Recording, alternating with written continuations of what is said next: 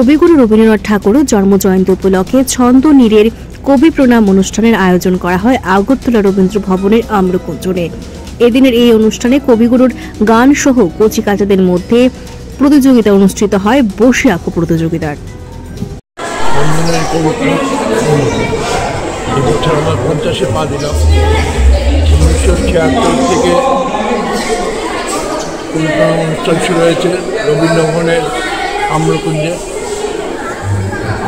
এই বছর 50-এ পাওয়াতে আমরা বেশ কিছু প্রতিযোগিতা বাড়িয়েছি, যেমন সমবেত নৃত্য, সমবেত আবৃত্তি, সমবেত সঙ্গীত, নাটক, এগুলো বানিয়েছি। এছাড়াও আমরা রাত্রিবেলায় যে অনুষ্ঠান আমরা করি সেটা 3 দিন সময়, 17-18 3 দিন সময় হচ্ছে।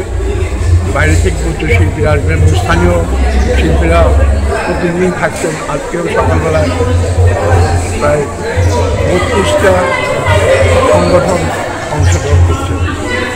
আর 17-18 3 দিনে স্থানীয় শিল্পীরা, প্রতিষ্ঠিত শিল্পীরা অংশগ্রহণ করবে। এছাড়া মমতা শঙ্করের নাচের দলটা আসবে, সারেগামা খ্যাত আরাত্রিকা সিনহা সেও আসছে, বিখ্যাত পাতিক শিল্পী শুভম সুন্দর বসু ও তাকে নিয়ে আসছে। তা আমরা এই বছরটা আমরা বৃহৎ আকারে আমরা করছি। মানুষের মধ্যে কীরকম সাধারণ আমজনতা যারা ছন্দের এই কবিপ্রণাম মানুষের মধ্যে আমাদের বলতে হবে এটা সবার অনুষ্ঠান, সবাই আমরা আসি না আগে